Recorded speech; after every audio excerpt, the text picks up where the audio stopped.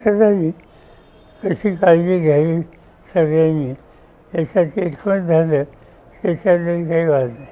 त्या पक्षामध्ये प्रफुल्ल पटेलांचं नाव कार्यकारिणीतनं काढलंय, त्याच्यामुळे एक गट अस्वस्थांनी एक त्याच वेळेला पार्थ पवार आणि जय पवार यांना राष्ट्रीय कार्यकारिणीमध्ये घेतले.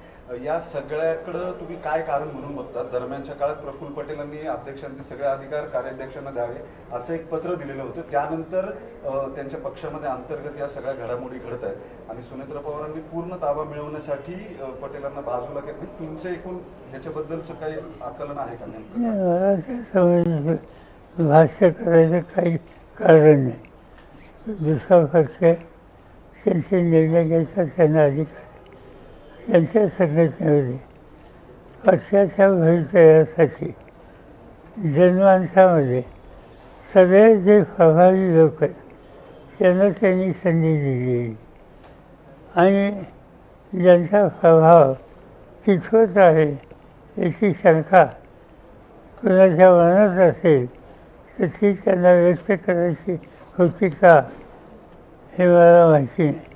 पण मला हे माहिती आहे प्रफुल्ल पटेल किंवा तटकरे आज आमच्याबरोबर नाहीत, अलीकडे नव्हते, पण गेले 25-30 वर्ष आदरणीय प्रफुल्ल पटेल 2003 पासून माझ्याबरोबर होते आणि तटकरे हे जिल्ह्यात नेते होते, राज्यात होते, राज्याचे फायनान्स मिनिस्टर होते, पक्षाचे अध्यक्ष होते. त्यामुळं त्यांच्यामध्ये काय कर्तृत्व आहे याची कल्पना मला आहे. पण ते ज्या संघटनेत आहेत त्याच्यामध्ये कुणाचा किती आणि कसा उपयोग करून घ्यायचा याचा निर्णय घ्यायचा अधिकार आहे. त्या संघटनेचा नेतृत्वाचा तो अधिकार आहे आणि त्यांच्या असेसमेंट जसा असेल तसा निर्णय त्यांनी घेतला असावा. या सगळ्यात चर्चा सुरू आहे की जशी एरवी सुद्धा असते, या सगळ्या मागे तुमचा हात आहे किंवा तुम्ही याच्यात बऱ्यापैकी मार्गदर्शक आहात.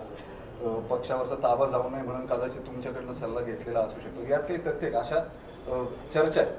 आम्ही चर्चा केलेली नाही, माझ्याशी कोणी केली नाही. 22 आमदार भाजपच्या संपर्कात अशी चर्चा सुरू आहे राष्ट्रवादीची.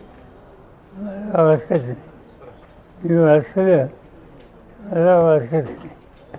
अजितदादांच्या निधनापूर्वी दोन्ही राष्ट्रवादीच्या विलिनीकरणाची चर्चा जोरात सुरू होती. मात्र निधनानंतर या चर्चा थांबलेल्या आहेत.